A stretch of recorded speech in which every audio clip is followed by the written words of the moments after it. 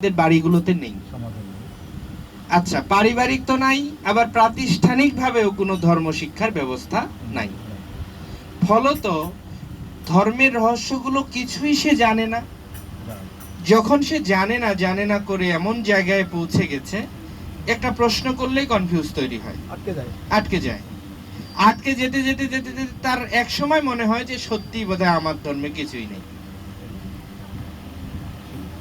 এইভাবে কনভার্ট হচ্ছে, মানে আকর্ষণ জন্মানোর একটা সুযোগ থাকে। আর আরেকটা আছে যে লাভ, লাভ। আমি জিহাদ শব্দটা এখানে বলতে চাইনি, শুধু লাভ বলতে চেয়েছি। মানে ভালোবাসার মাধ্যমে চেঞ্জ হতে পারে। তো এটা তো একটা অন্ধকার, ভালোবাসার মাধ্যমে চেঞ্জ হওয়া। কিন্তু সবচেয়ে বড় সমস্যাটা হচ্ছে সে ভালোবাসার মাধ্যমেও চেঞ্জ হতো না যদি সে তার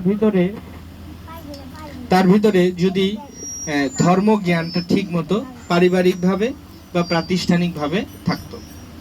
তা এখন এমন একটা অবস্থা যে প্রাতিষ্ঠানিকভাবে কাউকে ধর্ম শিক্ষায় শিক্ষিত করাটা আমাদের সারা বাংলাদেশের যে প্রেক্ষাপট, সম্ভব না।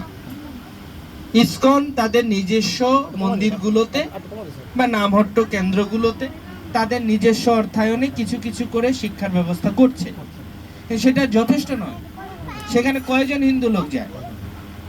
কয়জন আপনারা কয়জন ছেলে মেয়েকে পাঠান স্বামীবাগে যে শুক্রবারে যাও, অন্য 6 দিন তো তুমি অন্য ক্লাস করছো, এই গীতা পড়তে একটু যাও? কয়জন আপনি যান গীতা পড়তে? আমাকে দেখে হাসছেন। যান গীতা পড়তে আপনি?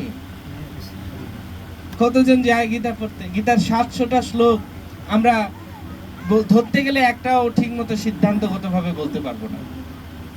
আর পার্শ্ববর্তী ধর্মাবলম্বীদের কাছে যান, ছোট একটা বাচ্চা, সেও কিন্তু মোটামুটি সিদ্ধান্তটা তাদের বলে দিবে। তাহলে আমরা কোন জায়গাটায় পিছিয়ে আছি?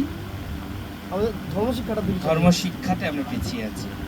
সেটা হোক পারিবারিক ভাবেও হোক প্রাতিষ্ঠানিক ভাবে আমরা পিছিয়ে আছি। সেইটা যতক্ষণ আমরা স্ট্রং করব না, ততক্ষণ পর্যন্ত তাদের ধর্মের ভিত্তিটা মজবুত হবে না। মজবুত না হলে কনভার্ট।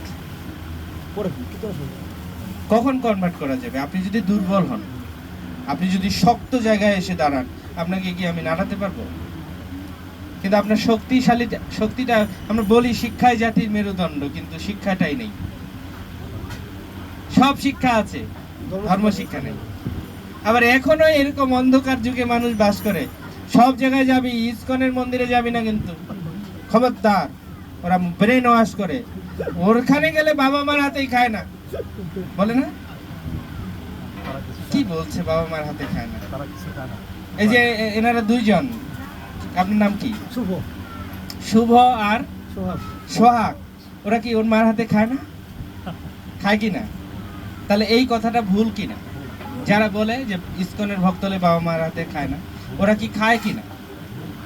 তাহলে ভুল কিনা? এটা না বলে তাহলে এটা বলুক যে যারা নন ডিভোটি, মানে যারা অমেধ্য খায়, তাদের হাতে ইসকনের ভক্তরা খায় না, এটা বলুক। মার হাতে খায় না এই কথাটা বলে কেন? এটা তো মিথ্যা কথা নাকি?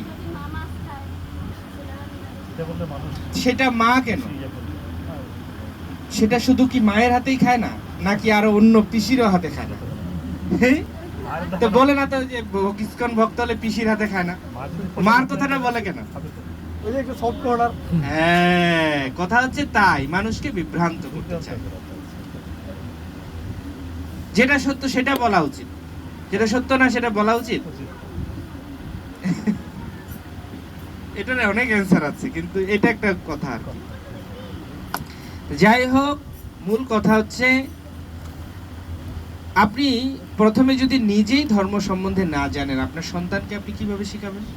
আমি যে বললাম যে পারিবারিকভাবে সন্তানকে ধর্ম শিক্ষায় শিক্ষিত করুন, তা না হলে সন্তান যখন আপনার বাইরে যাবে, তখন আপনি করেন নাই যেহেতু, তখন সে ধর্ম শিক্ষা নেবে, কিন্তু আপনার সমাজ থেকে নেবে না, আপনার কাছ থেকে নেবে না, নেবে অন্য কারোর কাছ থেকে নেবে, যেটা আপনার চাওয়া নয়।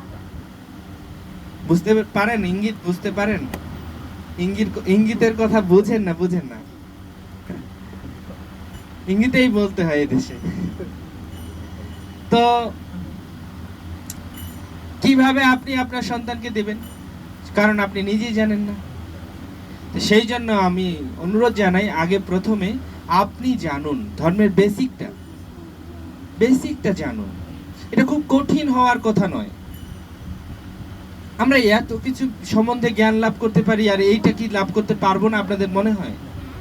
এরকম না, আমরা সবাই বেসিকটা জানতে পারবো, কোনো ব্যাপার না। আমাদের নিজস্ব ভাষায় জানবো, সংস্কৃত পণ্ডিত হতে হবে না, সংস্কৃত জানতে হবে না। আজকালকার যুগে এমন অবস্থা, এমন সহজভাবে করা হয়েছে, প্রভুপাদ তো এটা ইংরেজিতে রূপান্তরিত করেছেন, তাহলে বাংলায় আগের থেকে রূপান্তর করা আছে। সহজ বাংলায় আমরা জানবো, কিন্তু জানবো তো, যখন আমি জানবো তখন আমি আমার সন্তানকে শিক্ষা দিতে পারবো, সেটা খুব দরকার। হরে কৃষ্ণ।